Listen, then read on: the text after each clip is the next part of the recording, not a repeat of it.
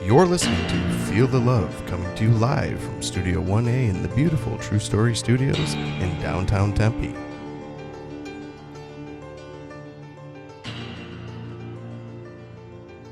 All right, I'm so glad everybody's here. I am blessed to have Jennifer Cruz, the president of Desert Sounds. Welcome. Hi, thank you. I am so glad to have.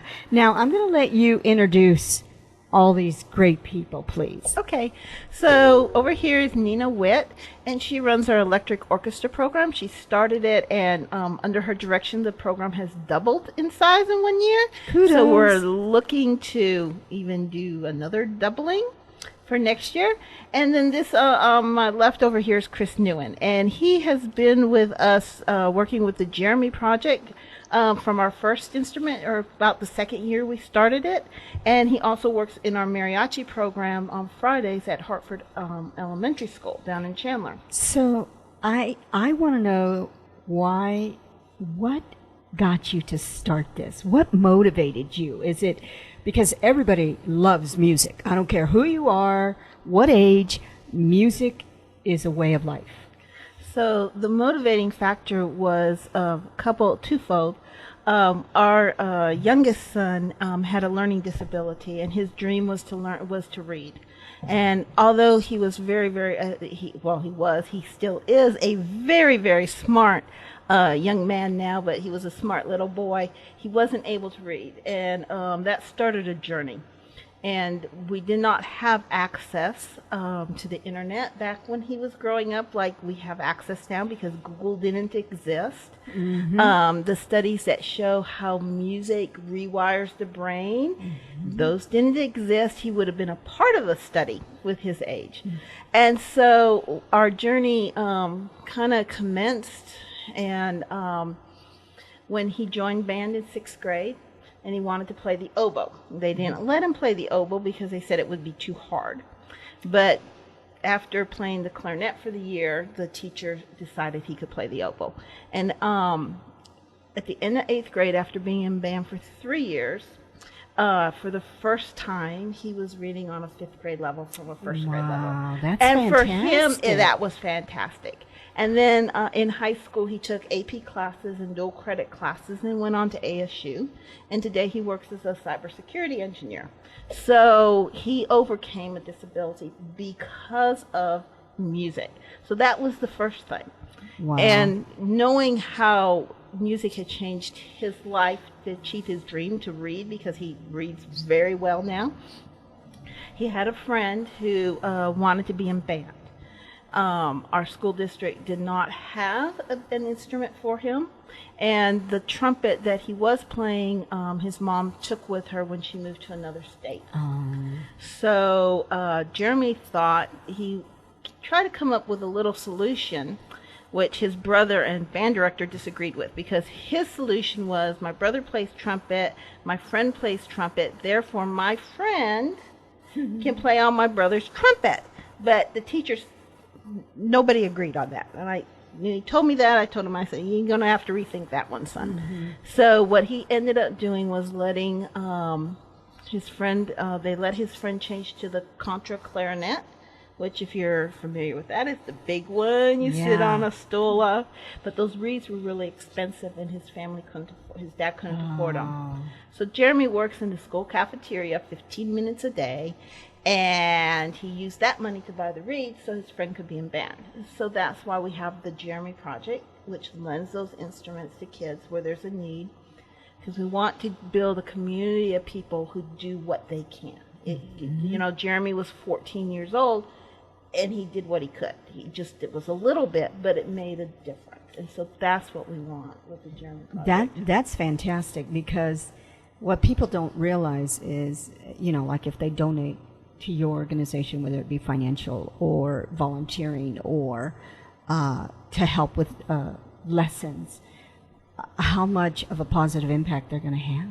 Yeah. It is just life-changing. Yes, it is. This, because oftentimes children cannot express their emotions, but you give them an instrument or some musical paper, and you say, write it out for me.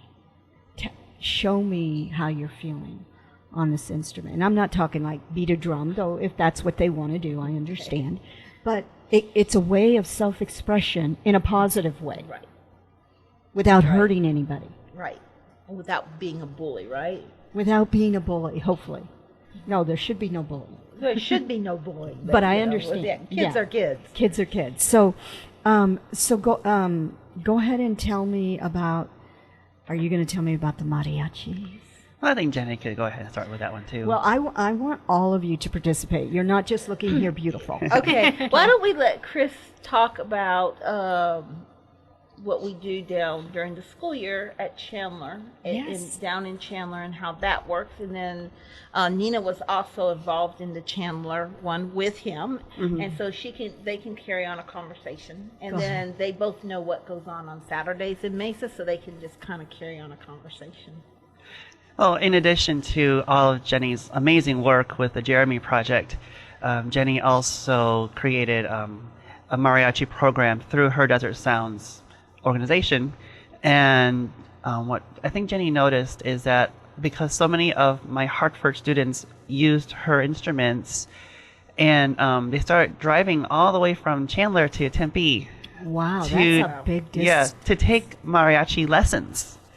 And so I think that prompted Jenny to think, well, if a lot of kids are coming from Hartford in the Chandler area, what if we created like a satellite, a branch program down there? Mm-hmm.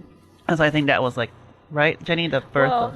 Yes, and the fact that the principal came to me when I was at a festival and said, the parents want you to do this for Well, me." there you go. I mean, that kind of, Well, kind of helps. especially when the parents end up paying and helping. And Yeah, that they they can help. what tends to happen is, what can I do to help my kids succeed? Right, and also also we just need to give kudos where it is. The city of Chandler does help us with that mariachi program, and if it wasn't for their help, we couldn't do it. Thank you, City of Chandler. Yes, you. we got to give Kudos where they deserve. Kudos where they're deserved. Yes. And so what's really awesome with the Friday program at Hartford is that it reaches out to kids who are even farther away from us. You know, we had some families who came from Santan Valley and Queen Creek, right, Jenny? Wow. Yeah. You know, and also, playing music like any other hobby, if you want to do it seriously, it's not cheap. Right. It's very expensive. And, Jenny has made it affordable for our families so that, their kids can have the experiences. And a lot of our students that have gone through the mariachi program feel like they've kind of rediscovered parts of their culture and that they never otherwise wouldn't have had a chance to. And I love that because music does not have any boundaries. Correct. I mean, music can touch people, and it draws them together Definitely. rather than to separate them. And if you can introduce a culture or a different aspect of music to all these gifted individuals, there's no longer any borders. There's nothing to. We're human. This is what we like. Let's see what else we can do together. And the one thing that's kind of unique on that, kind of piggybacking on that, our staff up until this year was not Hispanic. Oh, really? Mariachi. Wow. And our Hispanic, the people that are Hispanic are kids that have grown up in our program that are now older, and they come back and they're teaching and doing a great job. So, I mean, they're... It's like a full Chris is circle. Chris is from From Vietnam. My family's from, yes. Wow. Mhm. and Nina obviously is not from Mexico. Yeah, I have a father who is Palestinian, so I have immigrant parents. Okay. And just kind of going off of what they were saying, in addition to the musical skills and the family and closeness, we're seeing other skills being brought out in these children. So the nice thing about Desert Sounds and all the programs that they have is that we build the whole child and we develop the whole child. So not only have we seen some of these kids come together and have a family and build social skills, but some of them are kind of shy And this has brought them out of their shell. So they've become leaders. They'll lead songs. Some of them sing that.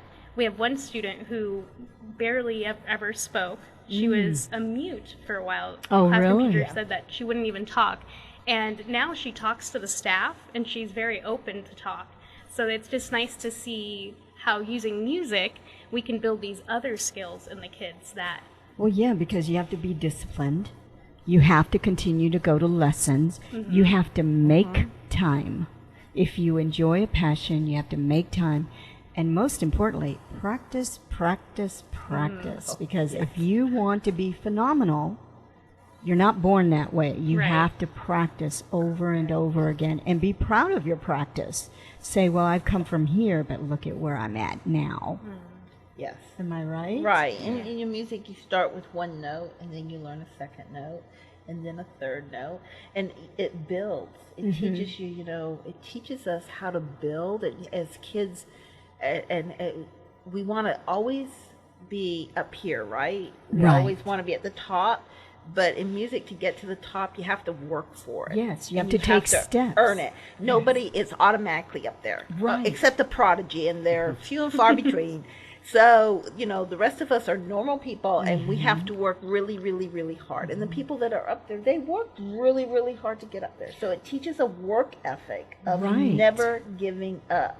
And you did such a good job that he grew up with you, right? Not him. Oh, okay. No, not him. He did. He could have grown up with me. I mean, he is the age of my kids, so he could have grown up with me, but he did not. You two look so young that the children are going to look at you like mentors, literally. Being a you. mentor makes no difference on how old you are or not. Right. It's the lessons that you teach them when they come in and they're afraid of taking the next step. Well, you got to learn this piece of music before you can move on to this. And you having that encouragement in them speaks volumes. Definitely. And also I was going to add too that not only that you learn one step at a time, but a lot of times you have to retrace your steps. Correct. And it's a constantly evolving cycle. And so, the kids, there's moments where they're discouraged. And I have to share with them that, it was hard for me too. And there are still things that are hard for me. And one of the great things about mariachi, for me personally, that has helped me grow as a teacher. Even though I am a teacher already, we never stop learning. Right. So I honestly didn't know a thing about teaching mariachi when Jenny said, "Hey, we're going to do this." Like, oh, all right. Yeah. But what really Well, kick-started... how can you say no to that smile? Oh, right. I He mean, says no all the time to that. What are you talking about? we won't go there, okay? I'm just saying that with that positive attitude, it makes you want to challenge yourself. Definitely. And that speaks volumes because it makes you grow in so many different ways. Oh, for sure. And so with the mariachi, what is really interesting is, a teacher really needs to be well versed in all, if not most, of the instruments in the mariachi ensemble. Wow. And Yes, that you have includes violin, trumpet, guitar, guitarron, and singing. Wow. The language. Vihuela. Vihuela too, yes. And so the kids, especially the first few years, saw I had to learn myself. But they saw, of course, being an adult and being trained, I learned a little quicker than they did. But I was still learning. And that really helped and inspired them. Like, hey, we're not giving up. We're in this together. I think That's it's also really nice that they get to see us as outsiders that maybe we're not the same culture as them, so they're able to chime in. There have been times when I've asked the students, well, how do you pronounce this word in Spanish? What is the meaning? And just by allowing them to do that, give them a sense of ownership and feeling like they can contribute in a way. So it kind of just builds our family a little bit bigger and stronger, which is nice. And I just think children learn from different people. It takes a tribe to raise a child. However, it takes many people to introduce them to all the gifts that they can give to the universe. Do you agree? Yeah. Oh, definitely. Yeah. Oh, yeah. Because at the beginning, the child may not be that talented, but because of the encouragement and the practice, and okay, so you're not going to be, the mariachi is going to be your ultimate goal because you have to learn all the instruments. But in the meantime, let's get you going in this direction, correct? Right. So, I know you guys are famous. Tell me how famous you are. I don't know. How famous are we? Were you not on, Yes, we were on. Thank you. We Go were ahead. on a couple weeks ago, ABC News 15. there you go. As one of Nick's heroes, and our top mariachi ensemble was rehearsing, and so they're not in uniform, but you can hear bits and pieces of rehearsal. And you're not done yet. Oh, what else? Were you not on like 2020 or a major news? Oh, well, yeah. Oh, it's Well, amazing that's how I do my homework. Yeah, are you talking about? Yeah, come on. Are you talking about the evening news? Thank you. The evening news. Well, that's kind of was a surprise because when they filmed that, they said it was going to be the early morning show at like 4:00 in the morning or something. And so it didn't happen at 4:00 in the morning. And then the next thing I know, people were coming to me the next day and saying they saw us on the evening news. I'm like, huh? Which evening news was it? That was ABC. See? That was I mean, ABC evening that's news. huge because Yeah, the that was exposure nice. is so important because you are a 501c. Correct. And tell me how people can donate to you. Well, they can donate online. We accept cash donations, we accept in-kind donations, and we accept volunteer donations. So they can contact our office, and they can write a check. They can bring by cash. I'm not picky. We need a lot of money because we have a lot of things we have to do. The mariachi needs money to take it to the next level, and the electric orchestra needs money to take it to the next level, and the Jeremy Project needs money to take it to the next level, and the Piano Lab needs money to take it to the next level. So we need money. So All the time. we Now- need money. We need a human resource. Now, Nina's been there just trying to be quiet, saying, I hope she doesn't pick on me, but I'm gonna. Because I Wonderful. want you to tell me about your electrical strings release. Oh yeah. So Oh, yeah. the electric orchestra we started about 2 years ago. I started with the mariachi about 4 years ago, teaching with them. And one night we were at a gala for Mesa Public Schools, the district that I teach in, and the mariachi was there, so I was helping out the mariachi. And there was an electric orchestra there. And I remember telling Jennifer, that is something I would really, really love to do. And she kept that little bug in her ear, which was nice. And a few months later, she approached me about starting one.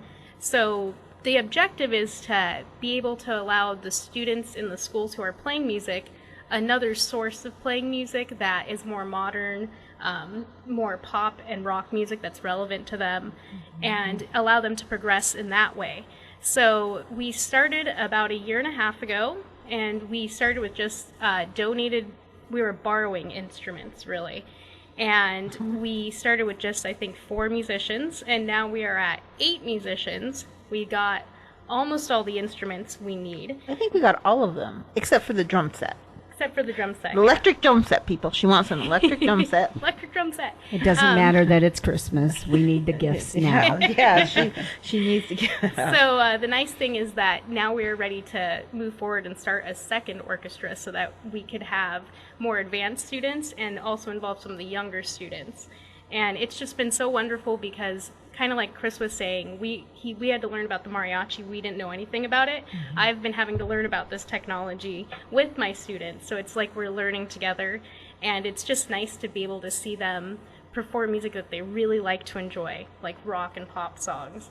And we've become this awesome little family, so it's been a great experience. In fact, they had rehearsal on Wednesday night, and they were asking, "Can we choreograph our songs?" And she goes, "How do we do that?" I was like, "Oh, this is easy. I know this one."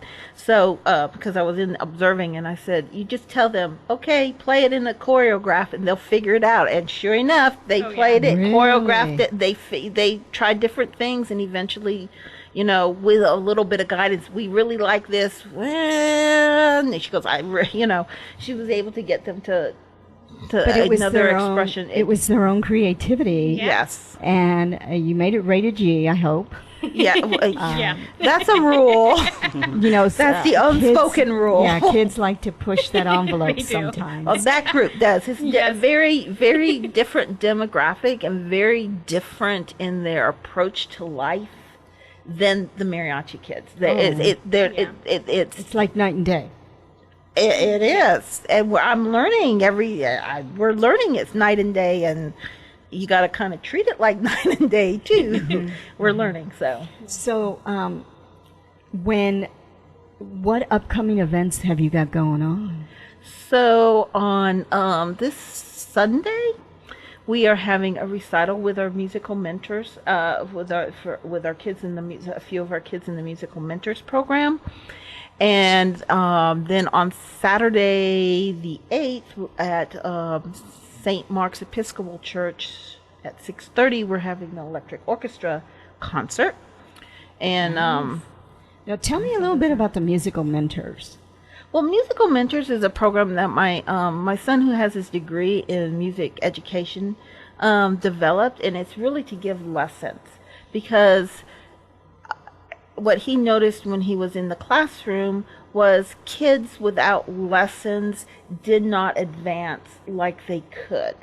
And so, as a classroom teacher, and Chris and Nina can both, believe attest to that, you can only go so far as a teacher. When you have 30 kids or 50 kids in that group, you don't notice that the person that's shy in the back of that classroom isn't holding their instrument and really isn't making a sound on it. You don't notice it because there's just too much going on that you don't. And so he wanted a way to hold kids accountable one-on-one. And so the Musical Mentors program started where they would have small groups or private lessons be recommended by their teachers, so that these kids could then move on. And then the premise then is, because your kids are now in lessons, you as a teacher can take your classroom further ahead, and you can have a stronger program. And his vision is to have strong programs across the state of Arizona that are stronger, and to just raise the classroom expectations in the classroom, Just the sky's the core, limit. you know, what the requirements are. That's why we have the Musical Mentors. Well, I think it's fantastic because you do work with the schools. Yes. It's not just, well, here I am with Desert Sounds and you guys need to come and help. No, you actually work with the different schools. How many different schools do you help So out? this year we were in 86 different schools in 8 See, she different wasn't- school Wow. districts. She wasn't going to talk about that. Did you notice that? So, but we have to, the Jeremy Project is in the schools. So we work, and that is to provide instruments where kids otherwise would not be in band and orchestra. So we do work with the schools, and because of that, we then have the mariachi program, and we have the electric orchestra, and we have musical mentors. So really, the Jeremy Project is just like an evergreen. Yeah, it's like in, I guess, the advertising world, they call it evergreen in the corporate world. It's really our evergreen. And because of the Jeremy Project, many things happen. And the lesson to my son Jeremy was, you never know what your actions, what the unintended consequences of your actions are. Sometimes they're good consequences, and sometimes they're bad. So at 14, he was helping a friend. He didn't know he would help thousands of kids and hundreds of teachers. He didn't know that, but his actions in this case had good consequences. Right. You know, and sometimes our actions maybe Right. not so good, but So, at least in this case it was If good. the schools, you know, you have a kid in a school and they don't have the Jeremy Project, they can contact your organization and you Correct. can help launch it in that school, correct? Correct. Because we only go into schools where the principal and the teachers want the program. So sometimes the principal wants it, but the teacher doesn't want it. Then they decide what they're going to do and see who wins in that discussion. But if it's not wanted, you know, we're not going to force it on anybody, Right. because there's somebody else out there that's going to use that instrument, right? But I want to know what got you involved before you were a teacher? Involved with Desert Sounds? Involved with music. Oh, and music. That's digging deep there. I can move on to her if she wants to Oh answer gosh, instead. I remember being an elementary student, as young as first grade, and we got to listen to the big kids play the band concert, and I always thought, oh, I want to do that one day. And so my year came, and I got to play alto saxophone, but I wanted to switch to the oboe, going back to Jeremy's instrument. And my band teacher said to my mom that he would only let me switch to oboe if I got private lessons. Of course. Yes, and so that really was the catalyst that cultivated my love for music. And now taking the oboe lessons not only got me caught up with the rest of my band friends, but it kept pushing me harder. And so by having a private teacher, she was able to have me play all my scales and all my technique, and then begin solo repertoire, and then eventually learn orchestral excerpts so I can audition into the youth ensembles in town, which then just kept one thing after another. And before I knew it, I was graduating high school and then went to a music conservatory. And Nice. then the road just got a lot windier from there. But then I found my way to Hartford Elementary, which I absolutely adore. I've taught there 10 years already. Nice. And when I got there, I immediately saw what Jenny had described earlier today, which is a need. A lot of these kids, they wanted to play an orchestra or band, but there was no one to help them out if they got denied a district instrument, because our district only has so many instruments and the need is greater than the supply.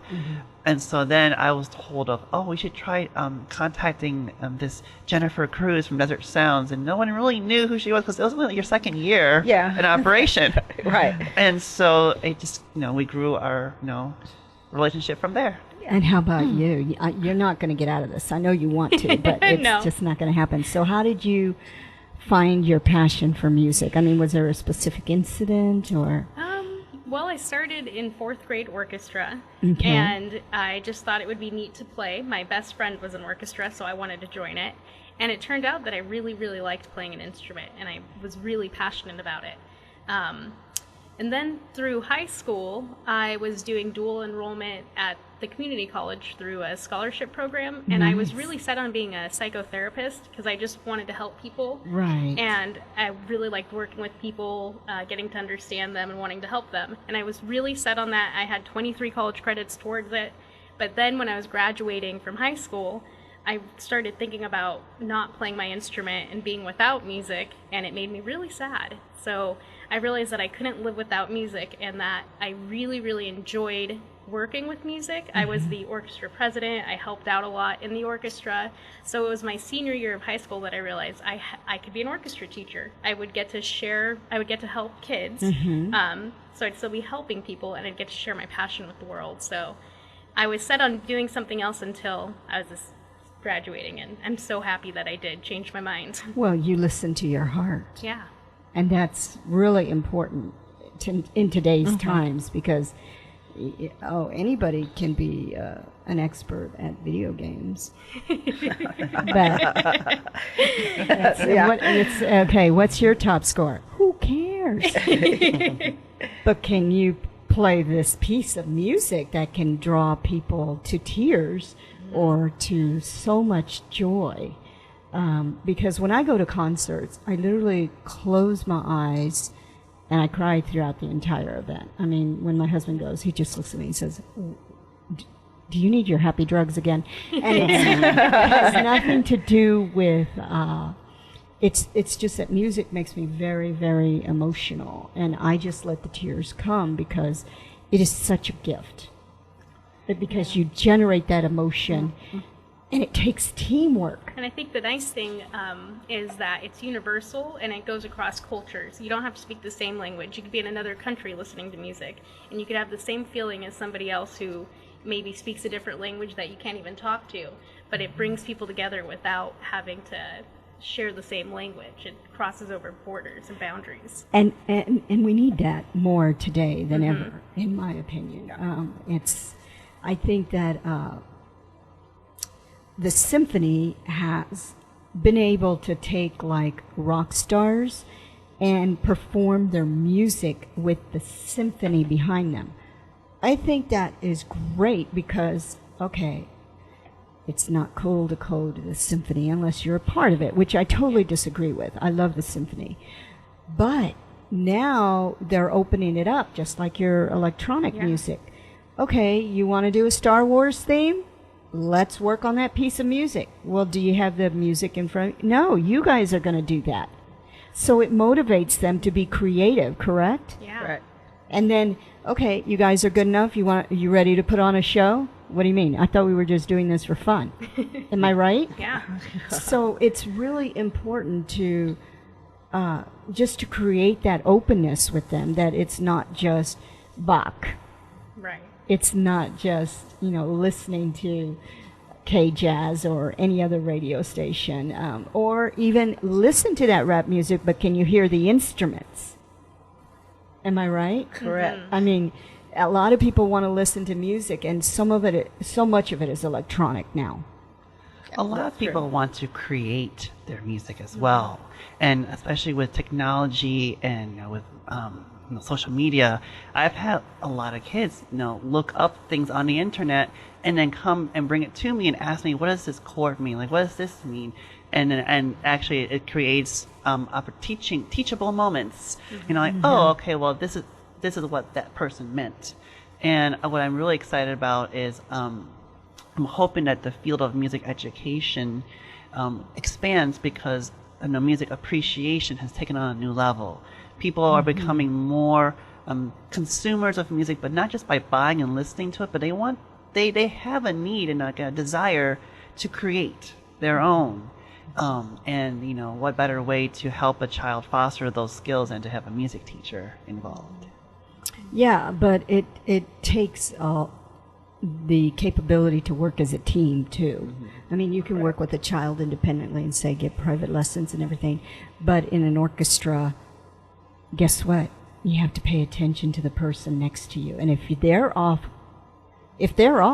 you're going to be off, because it takes everybody to make it sound great. And that's why they learn the value of individual, your individual stick-to-itiveness, and then group, the value of the team, so that then when they go out in the workplace, they know how to work as a team member, because they've been in band, they've been in orchestra, they've been in mariachi, where the ensemble, mariachi is a very small ensemble. Same thing with our electric orchestra. We call it electrifying sounds. Nice, I like that. Electrifying sounds. It's small because we want the kids to learn. When one person's gone, it's the same thing as if you cut off an arm. It's a member. It's a part of it. Everybody is important, and you think that cello part that just goes boom, boom, boom for the same note. I mean, you didn't have them. Everybody, they keep them together. So you learn that it doesn't matter how complicated your piece is or how simple it is. You are still very, very important. And how many kids have you affected? Do you even know the stats? I don't know. A lot. That's what I wanted you to say. A lot. I would say millions. I don't know. Because when the child comes home, guess what I learned today? And it influences the parent. Well, let me hear you.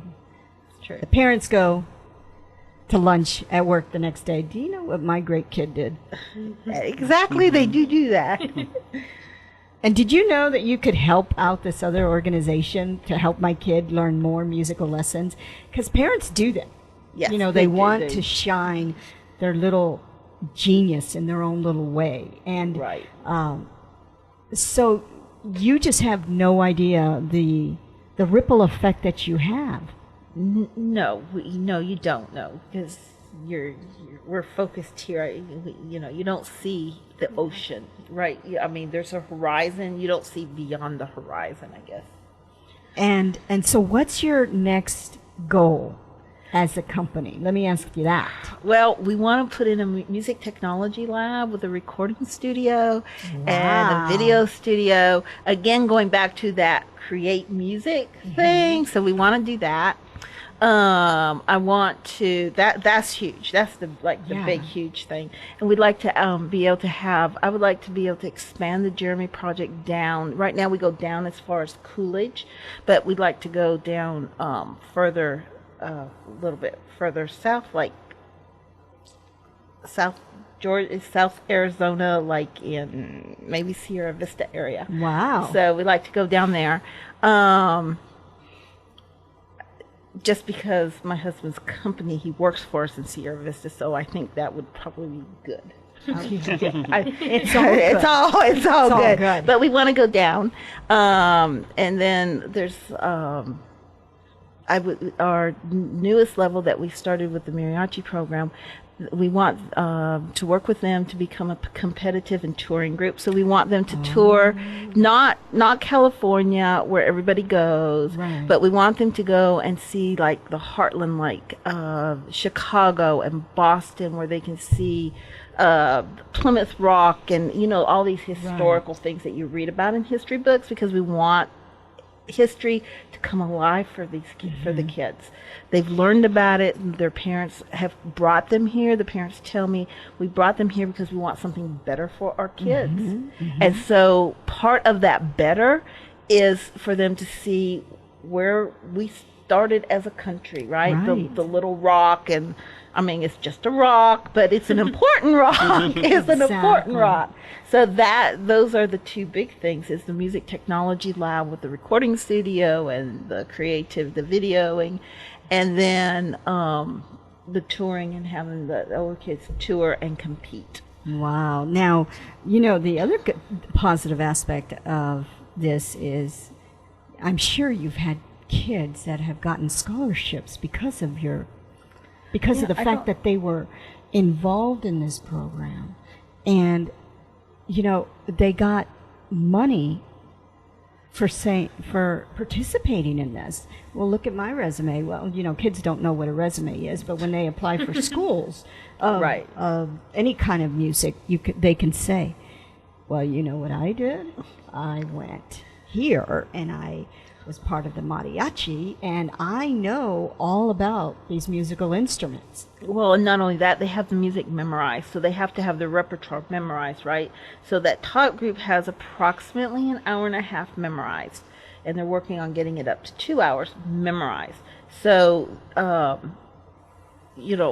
as our next step is to have a professional level, because I don't want them to leave. I'm selfish. Right. That they've been with us for so many years, and then they can get paid as professionals. And professional mariachi players, get paid. Right now, the going rate is $50 an hour in Phoenix. So, if you're in college and we have a professional group and you're in college, $50 an hour, you can work 4 hours a week, bring home Exactly. $200, which is a lot less hours than a McDonald's or Burger Right. King. Nothing wrong with those jobs. Right. I'm just saying they can work less, have more time to study and to pursue their passion. So that's, those are some things that are And coming you don't in the know works. what kind of doors you're going to open up when it comes to performing. You don't know who's out in the audience. No, you You don't. could actually have somebody come up and say, did you know that I wrote this piece of music? Yeah.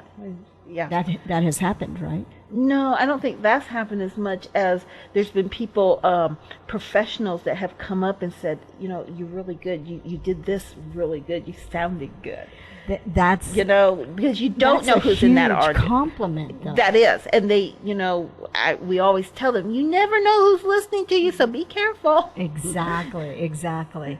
So I'm going to end with asking each one of you, who is your favorite musician? I don't care who starts. I'm going to say Bach. I love Bach. Wow, I really stumped you guys, Yeah, huh? that's hard. I'll go with someone who was pretty inspirational to me growing up. Okay. I really liked Jimi Hendrix. Oh, nice. I read his biography, and something that I really liked about him was that he figured things out on his own. He grew up poor without his mom, and so he had to teach himself guitar without YouTube or the internet. Nice. And he was left-handed, so he took a right-handed guitar and he turned the strings around. He even went to a pawn shop and made an amplifier out of radio. So Wow. he inspired me because he taught himself and he pushed himself to learn, and Nice. unfortunately went down the wrong path, but He's still an inspiration. How about very you? inspirational. Very cool. Oh gosh, I mean that's a really tough one. I want to answer with like my favorite current musician is a 6th grader who is graduating my school. She has cerebral palsy. She is in a wheelchair, but she really wanted to be in band. And so she learned how to write the notes bigger. We had to get Nice. a lift to get her on Right. stage, but she persevered, and she really shone in the last concert, and that brought tears to my eyes to Well, see. I like that. I like that a lot. How about you? I can't beat that. Yes, you can. I can't beat that. I don't think I have a favorite musician. Because you love all kinds of music. I do, and and I'm learning that. It takes all kinds to make everybody happy. Well, but mariachi I did not know what mariachi music really was. I just knew I didn't. Right, I right. just knew that it fit our demographics. Oh, I just knew that it would be a good thing, and I read a little article in an educational journal on how to start a mariachi band, which, by the way, was not good information. Just for the record, but I've learned, I learned, and I thought, oh, that's a good thing. So, but I do appreciate mariachi music now because I've been around it and now I understand it. So I'm always evolving, I think. Well, and that's what music helps with. It helps everybody evolve. And I thank you all for coming and sharing your great Well, stories. thanks for having us. Thank you. You guys are awesome gifts, and you know that. And remember to be kind to one another.